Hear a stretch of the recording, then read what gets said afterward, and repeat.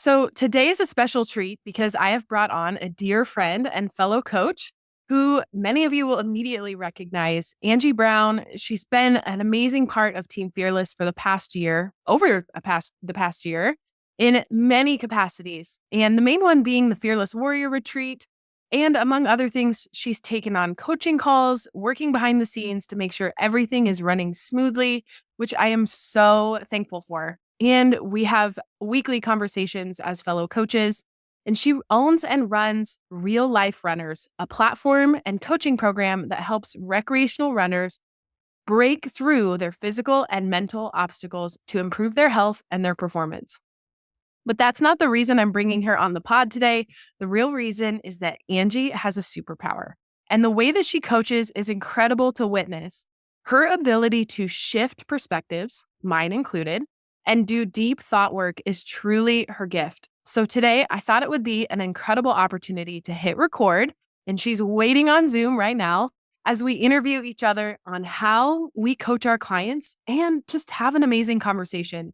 Angie, welcome to the Fearless Warrior podcast. Thank you. I'm so excited to be there. I feel like I have a lot to live up to after that intro. My goodness. And this is going to be fun too, because we're going to kind of be back and forth with this conversation, kind of not really interviewing each other, but just having a really good conversation. So it's less of you just like interviewing a guest and more of us having a back and forth conversation, which I think is going to be really fun. We should really think about hitting record on more of our conversations. I think that's something we need to start doing. Yeah, that would be definitely an interesting thing to look into. Honestly, like our weekly conversations that we have so much in them that is so beneficial for both of us. And I think that you and I, over the past couple of years that, we've known each other and we've been doing this together, have really helped to elevate each other and to help to make each other better coaches along the way. So for everything that you just said nice about me, I can throw it right back at you too, because you've definitely helped to elevate me and my coaching ability as well. Oh, well, this is kind of going off script of what you and I wanted to talk about, and we'll absolutely get to that. But we should probably provide a little bit of context. Can we talk about how we met? About how we're friends. Yeah. I mean, so we both signed up for a similar coaching program, and I remember posting, I was working full time, I was coaching, I was giving lessons, and I had this dream to make Fearless Fast Pitch go full time. And you had commented, cheering me on, saying, "You got this, you can do this full time." I vividly remember, I think I had celebrated by buying a new pair of shoes, which is so funny because we put that on our vision boards, like buying a new pair of shoes, abundance mindset, all of these coaching, so many coaching tools and so many coaching conversations. But we just connected over our mutual excitement of chasing really exciting goals. Yeah, I mean, that was a big part of it. And it's also just, we connected in the Facebook group of this coaching program that the two of us signed up for. And I just loved your energy. That was like what drew me to you. And I think that's a big part of who I am and how I connect with people is like, I feel energy. And I'm sure we'll get into that in today's conversation as well. But it's just, you just had such a genuine energy about you. And I was just like, I just need to be friends with this girl. And so long story short, I don't remember which one of us like originally said like, hey, do you want to jump on a call? Yeah, let's hop on a Zoom. Yeah, like we just hopped on a Zoom one day because it was like, you've got big goals and I've got big goals and we're trying to build these businesses in order to impact more people and to help more people. And I think that was a big part of it too, was just the authenticity of like, I could feel that about you is that you like, yes, of course, you want to build a business, we want to make money, but we also want to help as many people in the process of that as possible. Like that wasn't ever the goal. The goal was just to make an impact and to help as many people with all the tools and knowledge and experience that we have had. And so we hopped on a Zoom and we've been doing it every week for the last few years since then. I feel like it's almost been 3 years, 2.5. 2020 or 2021. Yeah. Yeah. Well, because we joined that program in 2019. Mm-hmm. So, and because we connected in 2020 because that's when I stopped working full time. Right. Because I'm a physical therapist by trade, and so by career, by profession. And so when the pandemic hit in 2020, that's when I decided to go all in on the coaching business, and you were shortly thereafter, a couple months after. So good. And then you decided to fly across the country and come to the retreat in Nebraska, which Angie hails from Florida. Yeah. Sunny, Absolutely. beautiful Florida, as it's super cold here in Nebraska. So let's kind of dive into it. So one of the things that we had earmarked is, which by the way, I know I keep going off script, but It's okay. that the podcast exists is because Angie really pushed me and encouraged me to do it. So she's been doing a podcast. And so we kind of joked of like, hey, what's our first podcast going to be? And one of the things that you and I have kind of talked about is beliefs, right? Thought models and beliefs and coaching each other, coaching our clients. And so that's kind of the conversation that we want to have today. For those of you that are listening, Fearless fam, we're going to talk about, what is a belief versus a thought? How do we challenge thoughts? How do we shift beliefs? How do we do that as coaches? How you can do that as a parent, as a coach, or even self-coach yourself as maybe an athlete, a runner, and parents, we need to shift beliefs too.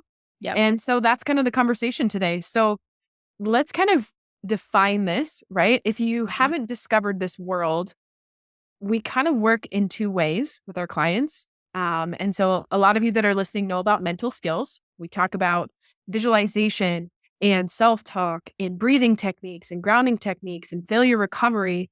But no amount of those skills can overcome our limiting beliefs or our subconscious thoughts that can derail all of those. And so let's kind of talk about like how do you kind of work in that capacity with your clients, and what percent is spent on the skills and what percent is spent on thought work for you? Yeah, that's going to be definitely something that's going to be interesting to talk about here. And the one thing I want to just mention before we jump into this too, for all the parents that are listening to this, is that I am also a parent of teenage girls, one of which is, my preteen is a softball player. I have a 14-year-old and an 11-year-old. So I do this as a coach for runners over 40. That's my main client base are runners over 40s. We've got some younger ones too, but I'm also a softball coach for my daughter because I played softball growing up as well. So it's like also taking all of these pieces in and figuring out why thought work and thoughts and beliefs and all of that is so important for us as parents as well, and how we can start to use these things effectively as parents is going to be important in this conversation also. Absolutely. It's not I the love same. that. It is not the same as a coach. It is not. So, okay. So talking about the difference between thoughts and beliefs, is that what we want to jump into first? Yeah. Okay. So the thoughts are basically these sentences that just kind of show up in our brain, and we don't have control necessarily of when they first pop in. I think that this is one of the things that people get wrong a lot when they start thinking about thought work, and they start to hear about thought work and they start to hear about life coaching and self-coaching and all of these things. And they're like, oh, I just have to control my thoughts. And if I just think positively all the time, then everything will be fine. But that's not how thoughts work. These thoughts are just these sentences that pop into our brain. And we all have had this experience where some random thought, some sentence will pop into our brain and we're like, where in the world did that just come from? Right. And so that thought that pops in, collection of words, a sentence, it's just our brain giving us some sort of information. And that information may or may not be true. Right. So I think that that's an important thing. When we look at beliefs are just collections of thoughts that we've stopped questioning, right? It's thoughts that we've repeated in our mind over and over and over again so that we now believe those things to be true. And we stop questioning them. Thoughts we can question all the time, right? We're like, where did that thought come from? That seems kind of random. Well, think of an intrusive thought, right? Like the one that you and I talk about is, what would happen if I just jerked to the wheel? Like, what would happen if my car just veered off the road? And literally, we don't even think twice about, no way, I'm combating that thought. I'm not allowing that thought to enter my brain again. It's crazy. It is crazy. Like, or when you're driving over a bridge or something like that, you're like, what would happen if the car just like ran off the road right now? Like, not a helpful thought, right? But also we understand, I think that sometimes when we have those intrusive thoughts, we think there might be something wrong with us. And I think it's really important for us to let people know that there's nothing wrong with you. You can control how much attention you give to a thought, but you can't control whether or not that thought pops up in your mind. But by doing thought work and by practicing some of the procedures and things that we're going to talk about today, you can start to shift the frequency of the thoughts that pop into your mind, and you can choose what you want to do with those thoughts. And that's where the control comes. That's where the power comes. People often think that, oh no, if I'm still having these thoughts, that means something's wrong with me, right? A lot of people have anxiety. They have this feeling of anxiety, and anxiety is a feeling that comes from thoughts. Our thoughts create our feelings. And so when they have these thoughts, what they do is they have this thought that makes them feel anxious, but then they're like, oh no, I shouldn't be thinking, right? And so then they place judgment on top of that thought, which then makes them feel even worse, which I'm kind of getting off topic a little bit here too, right? But, kind of going back to thoughts and beliefs, it's this idea of thoughts come in and what our brain does. Okay. So let's kind of go back a little bit. When a thought comes in, what our brain often tries to do is it tries to find evidence, because our brain likes to be right. Our brain does not like being wrong. And so when a thought pops in, we like to find evidence that that thought is true or untrue. And it'll take that thought and it'll compare it against all the other thoughts and beliefs that we've formed in our brain, right? So those of you that are in your 30s, your 40s, your 50s, you have a lot of years of thoughts. And when that thought comes in, it's either going to support the beliefs that you currently have and the paradigm that you've created for yourself, or it's going to go against it. And if it goes against it, oftentimes our brain just tries to dismiss it as untrue. But if it matches one of our beliefs or the paradigm that we've taken on for ourselves, then we take that thought on, which then reinforces that belief. And what we don't understand, and what most of us don't realize until you start to actually get into this work, is that a lot of our beliefs were formed when we were very young. And so when you're young, you don't understand any of this stuff, right? So a lot of our beliefs were formed by our parents, our teachers, our coaches when we were younger, that gave us the things that we were supposed to think about ourselves that we just took on as true. And then our adult lives, we've just been finding evidence to prove those things true over and over and over again. And that's where thought work becomes really powerful, as we can start to find these thoughts and find these beliefs and these patterns and start to break them down. And to kind of relate this to our daughters, we can help to start to identify some of these thoughts and beliefs and patterns earlier, so there's less to break down when they're our age. Well, let's talk about an example. So I love the example of I'm not a runner, which I giggle because you've challenged me on that. We'll use Coach AB as an example. I can make fun of myself. We can talk about Coach AB's thought of I'm not a runner. And as a child, I was the slower runner, the slower girl on the team.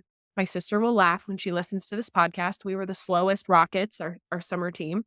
And then going to college, softball players don't run. We don't run long distance. Mm-hmm. Most you run is 60 feet.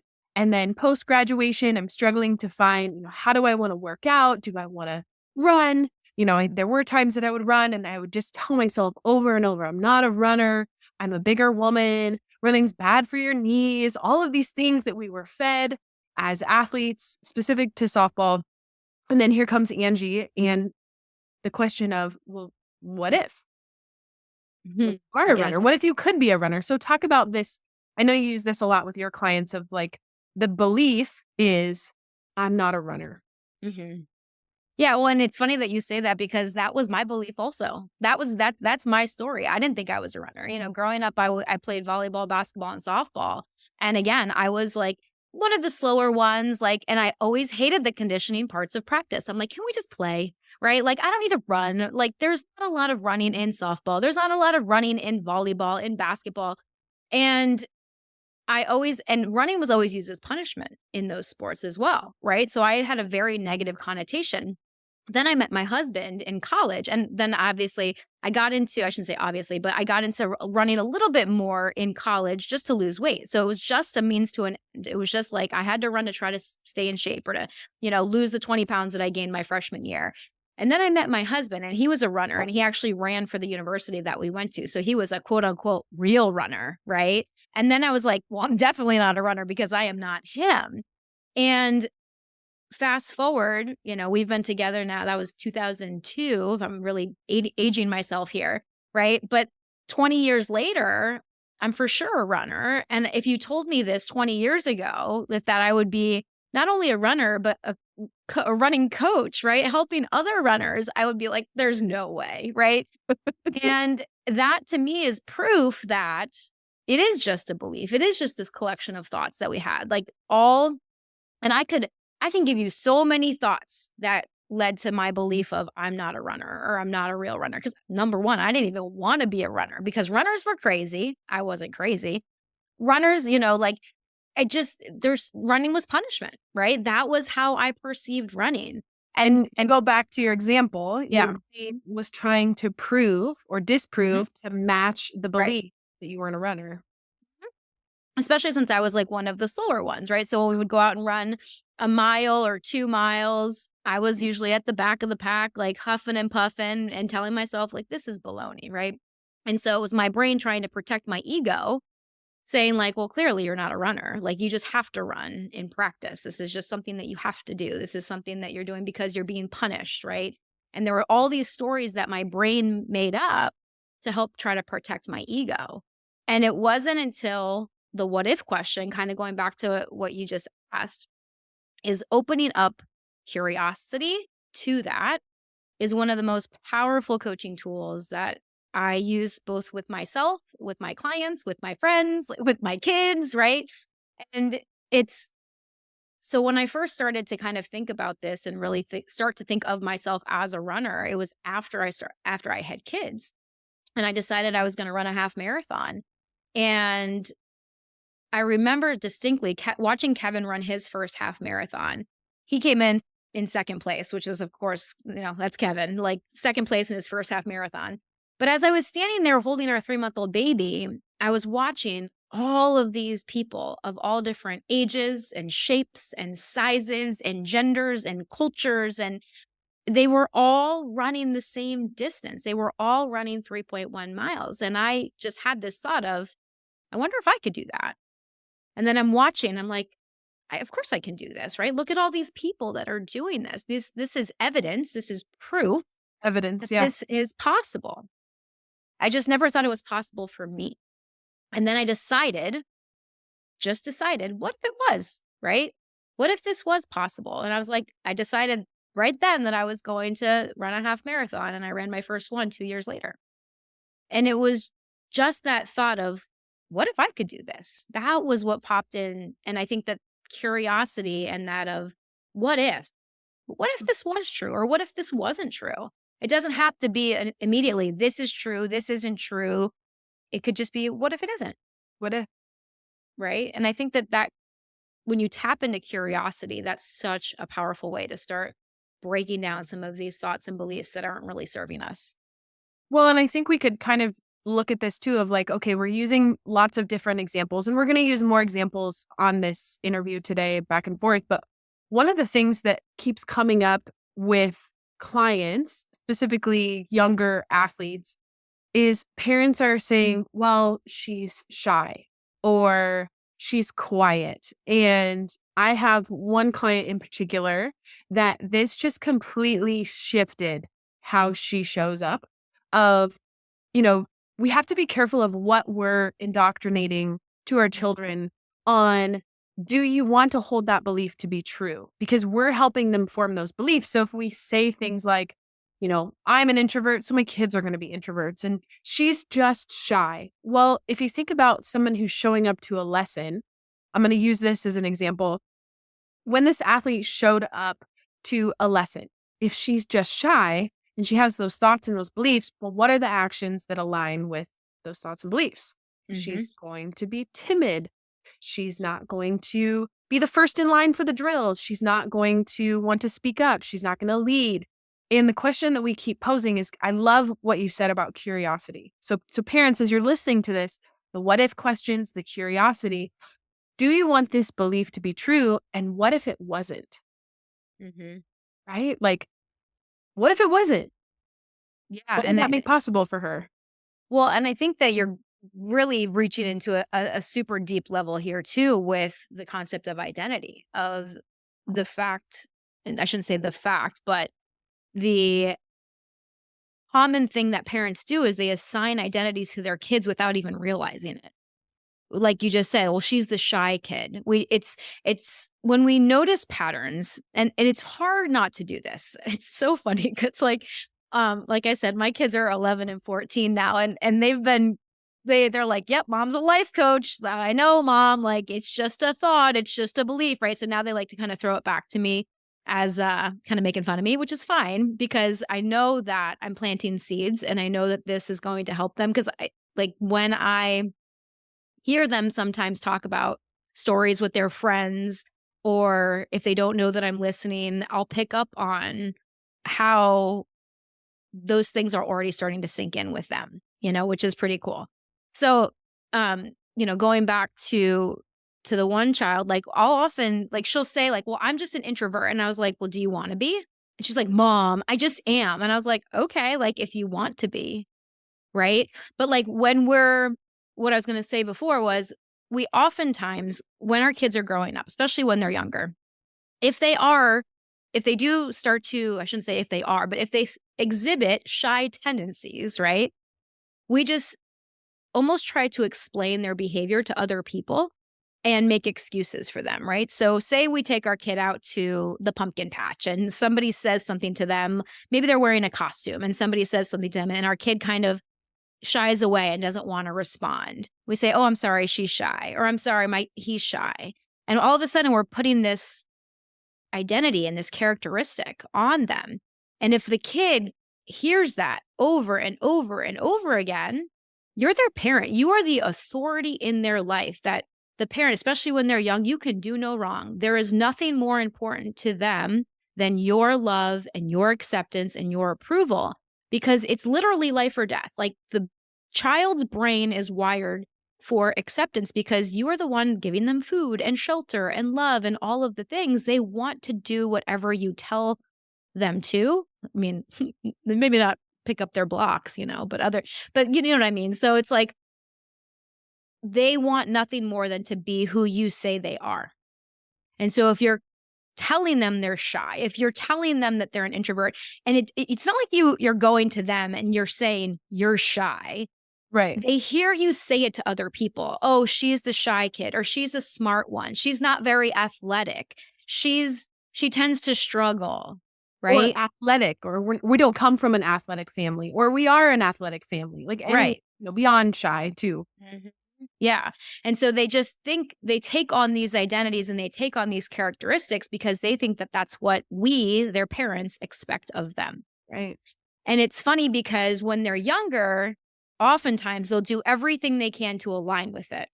And then when they become teenagers and they start to realize that they have a choice in the matter, there'll be some disconnect that happens and there'll be pushback that happens and there'll be, I want to go in the opposite direction, right? Or I want to figure out who I am. Who do I want to be? Uh-huh. And that is so challenging as a parent. That is so challenging as a parent. And it's something that I'm going through now because we come and I'll give my identity, right? We are a very healthy family. We are a very active family. My husband and I are both runners. We coach runners. We coach the high school cross country team, this is what we do. And this is how my kids have grown up. They've grown up on the sidelines, watching us coach kids and runners their whole lives. And now all of a sudden my kid is, when she's turning 13, 14 years old, it's like, well, I don't want to be a runner. I don't want to do this. And it's because she thinks that's what's expected of her. So she wants to find a different path. And at first, my brain was like, alert, alert, what is happening? It was like the red flashing lights, like, no, I did it all right. I conditioned her correctly, right? Like, I exposed her to healthy foods and exercise and activity because they say that you're supposed to be an example for your kids and what's happening, right? My brain was freaking out. And it's like, okay, just take a step back. She's allowed to be curious too. She's allowed to try to figure out who she is. And I've planted those seeds. So right now, maybe this is a phase. Maybe it's not. Who knows? We'll see. I hope I've planted seeds for healthy lifestyle and living. And, she tells us she's going to be a runner next year when she enters high school. So we'll see what happens there. But Well, I think that's kind of a good segue into our actions. Like, do your actions yeah. align with your beliefs, and how do you get curious? I know I wanted to use lots of examples today, but I think I have an Instagram reel for this. Thinking about the actions that you used as, we eat healthy, we're immersed in it. It's not just something that we decide to do. We just do it because it aligns with our identity. One of the things that I've kind of used as an example is I'm a plant killer. And we kind of have 12 ways to shift a belief that we want to make sure that we get to today. And maybe we can use this example. Angie and I could do like a mock coaching. If I came to you and I said, well, Angie, stop buying me house plants. I wish that people would stop buying me plants or bringing me plants because I just end up killing them. I'm a plant killer. Mm-hmm. And so if we get curious to that, we could shift that belief. And I think a lot of the times, if we say jokingly or we say it seriously of like, I can't keep a plant alive to save my life. We have different ways of, I know we have 12 ways that we can talk about, but Angie and I highlighted some. I kind of like walk me through. We'll kind of use this as an example of like literally how we would coach. How would you challenge that belief in me? Well, I think that it's something that another important thing before we jump in here is also asking the person if that's even a belief that they want to keep. That's one of the things that I like to start with. It's like, well, do you want to believe that? Like, and I've asked you Do that to me all the time, every time on our weekly calls. You literally ask me that. Well, do you want that to continue? Is that how you want it to go? I'm like, Angie. Because I think, and this I think is one of the most important things, like in coaching, is asking questions. And like before, like we can definitely like jump into this example. I just think that this is one of the biggest things that for us as coaches and as parents to understand that our job is not to give advice. Our job is to ask good questions and help the person that we are coaching, whether that's an athlete or our kids or whoever it might be, or our friends. And don't coach your friends without first asking them. Sometimes I just want to vent, okay? Right. But I was like, oh, I got that one wrong. Sorry. But like all in love. It's one of those things of just asking questions, asking good questions and allowing them to come up with the answer because it's more powerful that way. Then they don't feel like you're the one telling them what to do and they're just following your advice. They're just doing what you tell them to do because we all know if you have teenagers, they don't want to follow what you tell them to do. A lot of times they want to do the opposite. But if you ask them the question and help them figure out what they want to do, that's a very powerful place to be, both for you and then also for them, because they're the one that's then choosing it. So that's a good point. I would then ask you, well, I guess but another example would be I'm not a hitter or I'm not a good pitcher, right? Like whatever that identity is of like, well, typically what we would do if I put on my parent brain is, well, if you're not a good hitter, then I told you so. That's why you should be hitting more in the garage. You're not doing your reps. You're not practicing enough. Not practicing enough. And then is that going to make them want to practice? Nope. Because they're going to want to challenge that belief. So, and maybe being a plant killer isn't the right example, but like one of the ways that I've challenged that belief is, growing up with my dad, we used to plant this massive, beautiful summer garden every summer. Like we would plant everything. And I loved harvesting tomatoes and radishes and potatoes.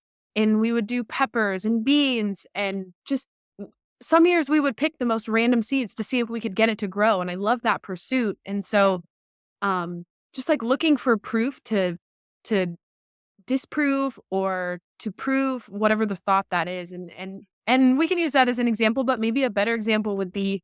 Well, so that is a good example though, because what you just demonstrated was the technique called chunking down, right? Where you say, I'm a plant killer. And I would then say, well, has there ever been a time where you didn't kill a plant? Right? Like, cause I always joke that I have a purple thumb instead of a green thumb, and I kill succulents too, but I've got a succulent over there that's, a couple years old. So that one succulent over there is proof that, I can keep something alive. Right. Right? So it's like, has there ever been a time that you have kept plants alive or that you did enjoy gardening? Right. And you have a much greener thumb than I do, that's for sure. Right. Well, yeah, and again, and maybe this is a bad example. I know that our listeners and parents will be able to understand that we're using this example in relation to sport, in relation to Yeah, so running, let's just in let's relation just to use a yeah. sport analogy. But I think one of the analogies is like, I'm in a slump. I'm not a good hitter. I'm never gonna be a good hitter. Right. Either your daughter hits lower in the lineup, she's not the 4-hole hitter. I hear this a lot. I'm never gonna hit my first home run. Everyone else hits home run balls. I'm just not a home run hitter. Yeah. There. That's a very common all across the ages is Right. I'm not a power hitter. Mhm. Go with that one. So that's a great one because in that example, you couldn't use chunking down, right? Like you couldn't say, well, has there ever been a time where you hit a home run? They'd be like, no, see, I told you so, right? Right. And like one of the things that we have to realize too about teenagers and like, any kids that are, I would say, 10, 11 up through their teen years is everything is way bigger than it actually is. They tend to just exaggerate a lot and all of the emotions and all of the thoughts are exaggerated. So this one instance where they struck out became I can't even hit the ball anymore. Right? It's like, well, you only struck out one time.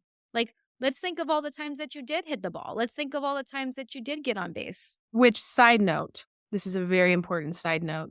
It is not a slump unless it's like multiple games, multiple tournaments in a row. Let's just get that out into the open. Ashley Burkhardt and I have discussed this multiple times. If she doesn't get a hit in one game, not a slump. If she Okay. doesn't get a hit in one day, not a slump. Even if she plays 3 games that day, not a slump. Now, if she goes 2 weekends in a row, then maybe it's a slump. But also, if she's making contact and she's hitting the ball, she's just not getting on base, you're hitting the ball, that's also not a slump. Just wanted to put that out there. And I love that. And I would take it one step further and challenge what's the benefit of even calling it a slump? Right. Right? Like, do Which you is even my want which is my advice is don't avert the word slump. Don't hide it or don't beat around the bush. Is it really a slump? Like that's the first thing is if you're going to talk about it and you're going to call it a slump, Mhm. is it really a slump? Do we even need to be calling it a slump? I think is your point. Is that your point? Yeah, I mean, yeah, what's the benefit of calling it a slump ever? Right. Like, Right. even if it's been 3 games or 4 games or 5 games, however, because that defining it is also kind of arbitrary as well, right? And I think that's your point is that it's kind of arbitrary and everybody kind of defines what they see as a slump differently. But what's the benefit of it? Is it Right. going to make you perform better if you say that you're in a slump? Because most of the time when you do that, it often it's like, "Oh, well, then I'm in a slump." So that just explains There it, you go. right? It's proof of from my brain of why I can't hit the ball. So I don't know how I'm gonna get out of this slump. Like, if it's helpful for you, is that a helpful thought or an unhelpful thought? Like, that's another thing that I like to go to when we start to talk about questioning our beliefs and starting to question these thoughts and break down shifting beliefs is trying to find the belief and then find the thoughts that are supporting those beliefs and start to question those thoughts one by one. And one of the questions that I like to ask is that a helpful thought Mhm. or is that an unhelpful thought? Do you want to keep that thought or do you want to try to find a different thought that might be more helpful for you? Right. Yeah, Because so there are let's times. keep going on this identity of I'm not a power hitter. I'm not a Mhm. power hitter. How else would you shift that belief? Does it matter if you're a power hitter? Well, yeah, I want to be a power hitter. Everybody's a power hitter Why is that important to you? because I want to play softball. I want to be successful at it. Everybody else, Janie hits home runs. I want to hit home runs. Mhm. Okay. So, but is every single person on your team a power hitter? Well, Cora is not. Cora doesn't. And And And is Cora still a good hitter? And is she a valuable part of the team? Yeah. So I'm not saying that you can't be a power hitter. I'm just asking if that's important to you right now, or would it be okay for you to know that every single time you got up at bat, you were contributing to the team? Mhm. Would you rather get 2 hits in a game that were singles or doubles versus 1 home run per game? Hmm. Which one would be better for you? I don't know. I don't know, coach. I'm gonna have to think on that. But that's it. I think it's just making them think about it, Right. right? It's getting them to the point where you define it. Like, what even is a power hitter? What does that even mean, right? I want to at number 4 in the lineup. I want to be the cleanup hitter. Oh, okay. You also don't have control about that. The coach is Right. the one that makes the lineup. And I think it's helping to highlight what they do and don't have control over. Do you have control over whether or not you're a power hitter? Okay. If that's really important to you, if you really want the identity of power hitter, then I would say, well, then what does a power hitter do? And they're like, okay, well, they hit home runs. Okay, well, how do they do that?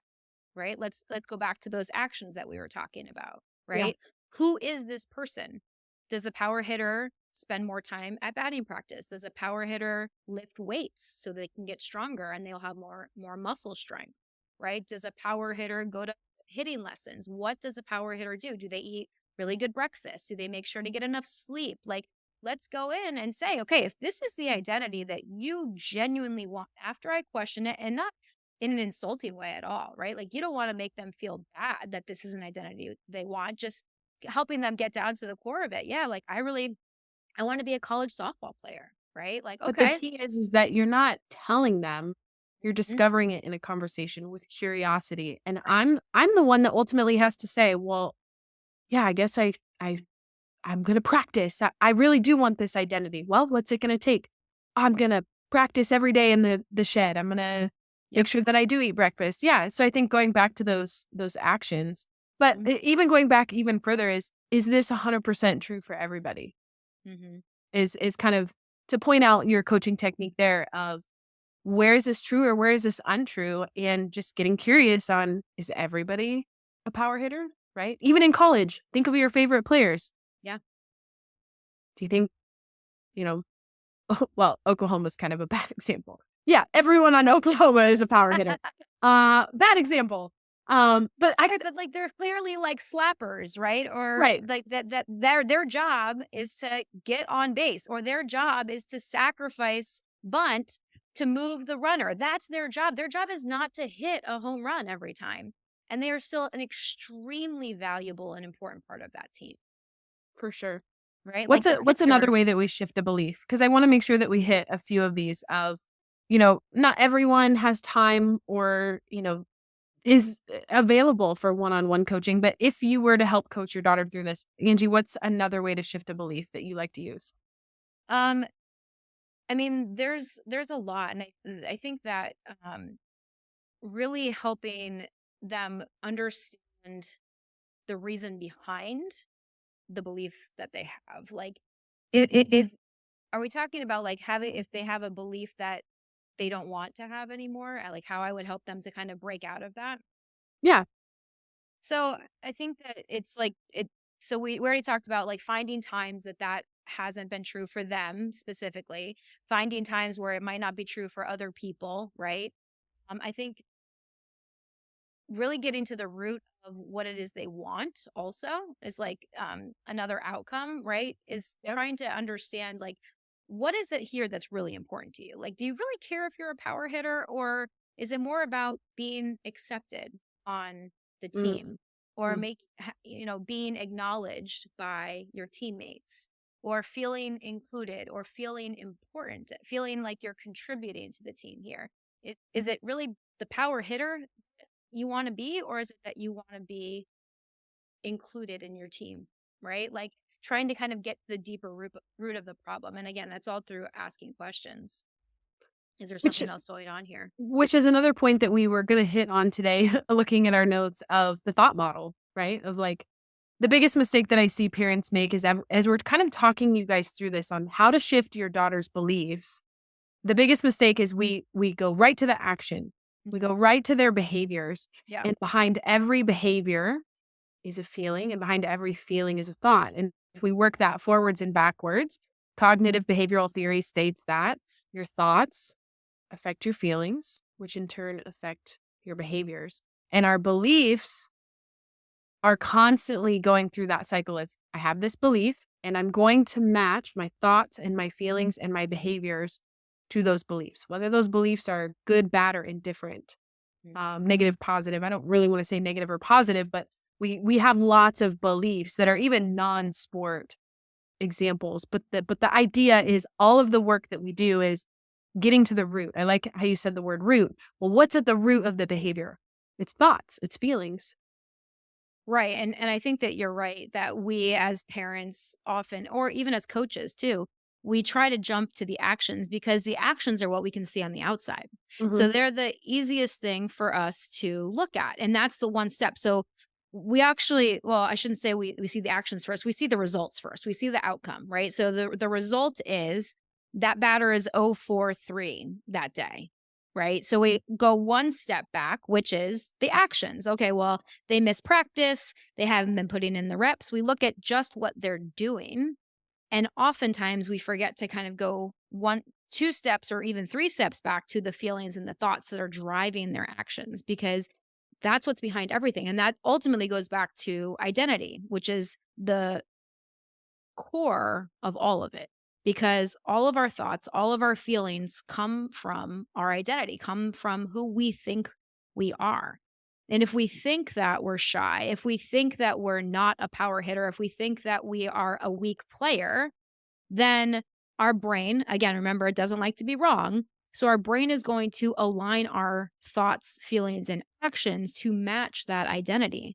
So when we can start to work in reverse and say, okay, there's a result here, there's an outcome here that I'm seeing that I don't like. Okay, let's look at the actions. What are the actions? They're not going to practice, they're not taking the extra reps, whatever it is. Okay, well, what's the feeling behind that? Maybe Or they're they could feeling also be they hopeless. could be putting in the reps. They could They be putting could in the be. reps. They could be trusting their training, They but could be. maybe their thoughts and their feelings are sabotaging their physical work. True. True. That could Yeah, also be the if situation. they have the wrong like feeling behind the action, that's kind of what you're talking. Maybe they're Yeah, like I'm terrified to let my dad down, so I'm doing all these reps. I'm putting in the work, but it's just not happening. Well, what's that approach? Or even going even further of that those beliefs of maybe it's not a belief that a parent instilled in you. Maybe it was a mean comment from a coach, or you had this happens a lot in our community and it's heartbreaking where all it takes is one coach to put a crack in oh their yeah. identity. I know. It's crazy to me, and it's something that I am very aware of as a coach also, because the coaches often don't mean anything by it, and they're not even aware that they're doing it. And here's the even crazier part, to take it one step further, and this is one of those things that will drive you mad as a parent and as a coach. But sometimes it's the things that we don't say or that we don't do that will lead to that crack in that athlete's identity, because maybe we just decide not to start them that day. And we don't say anything to them, but they're all of a sudden, they didn't start in this game and then they start spiraling. Well, that must mean that coach is mad at me. And Their that must mean that attention. I'm not a good player. Right. And it's like they make up this whole story around it of what it actually means, because our brain needs to attach meaning to things. Right. So it's like, well, I don't understand why I didn't start. I don't understand why this happened. So it must be because of this. And so when we don't say things or we don't give reasons for it, the athlete is just going to make up their own reason. And oftentimes it's completely off base. Sometimes Right. it's close, right? But they often tend to catastrophize it as well and make it mean something horrible, right? That it doesn't mean at all. And it's tough as a coach to kind of figure out, okay, when do I say stuff to, like, and that's why I always try to say more than less when it comes to like my athletes. Like we had an issue on our team with a couple boys that just like were not showing up the way that we needed them to show up. And so we pulled them aside before one of our races and we said, okay, based on the way that you guys showed up this week, based on the effort and the attitude you've put in this week, do you guys think you should be running on varsity or JV? And it was like, I think JV. And the other one's like, yeah, I think probably JV. And then they left. And Kevin, my husband, who I coach with, he says, I like what you did there. And I was like, I put it on them, right? Yeah. Because they know when they're not showing up. So I could tell them, you guys are running JV because you haven't been putting the effort and the attitude, like I could be like the big mean coach that like demotes them to JV, or I could just ask them, like, what do you guys think? Yeah. But if What do you you could think I should put like do? a beautiful, I love this, Angie. I love this. If you could put a beautiful bow on this episode, the string throughout this entire episode is questions Mhm. and curiosity, right? So like, forget Angie and I's entire conversation. If Yeah. you're tuning out or driving or you're multitasking as you're listening to this podcast, Or you hello. couldn't follow all the tangents we took. Yeah, and because it's deep, and this is stuff that Angie and I have been working on for years.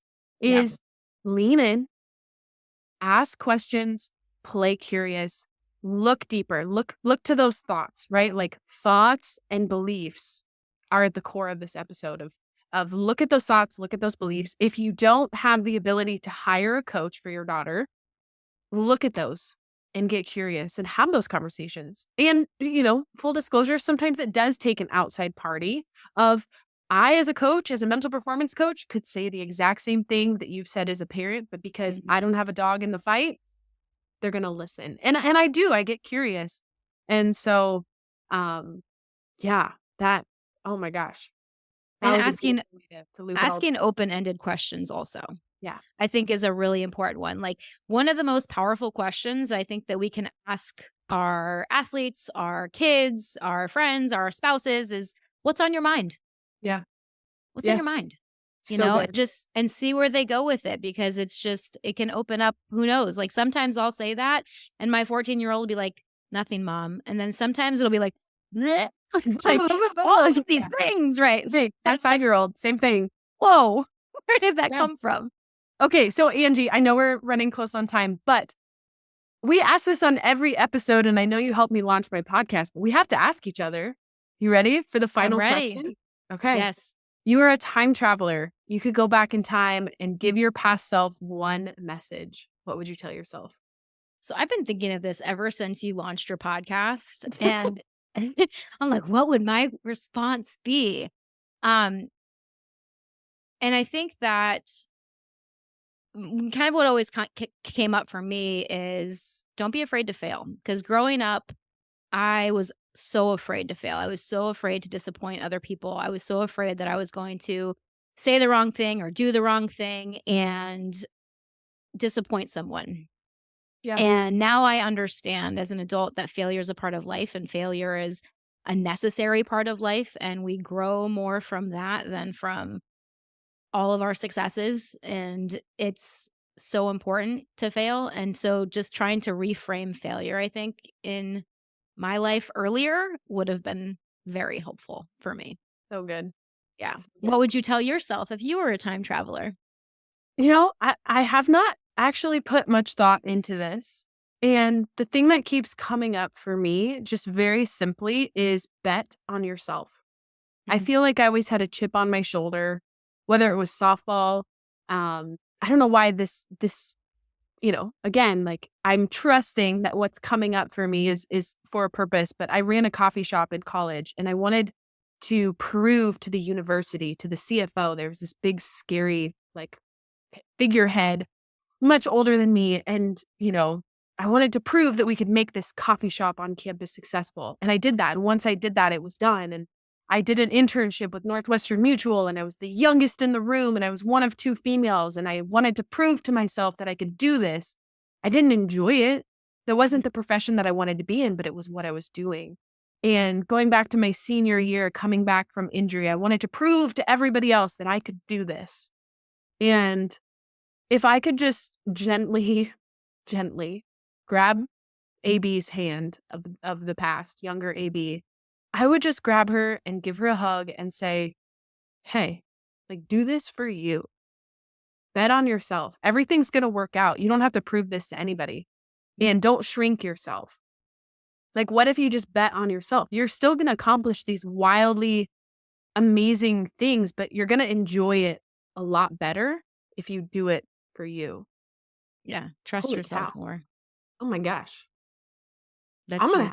I'm gonna have to journal on that. The tears are gonna start flowing. We gotta end this episode. Oh my gosh. Give me a Kleenex. You guys can't see this, but I've already cried twice in this episode. So good. So good. Amazing. Thank you, Angie. And those of you guys that are in the community, Angie's active in our community, and she's hopping on Zoom calls with our fearless warriors, and we've got some really exciting projects coming up in the new year. So stay tuned for that.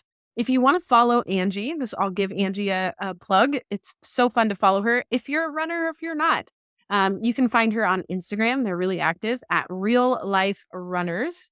And is that 2 L's? Yes. Real is one word and life is the second 2 word. L's. Yeah. 2 L's. And you guys know where to find us. Be sure to give us a review if you liked this episode. We love hearing feedback. It's kind of hard as a podcast. We don't always get to see you guys on Zoom. So if you have a takeaway from this episode, send us a DM, send us a message on Instagram, send Angie a message on Instagram. And we would love to hear your feedback.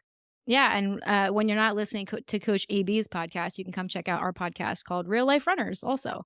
So especially if you're a runner, but we talk about all things physical and mental performance as well. And just life in general. Is why we are friends. Absolutely. Amazing. All right. Stay tuned. We'll see you guys next week. Bye.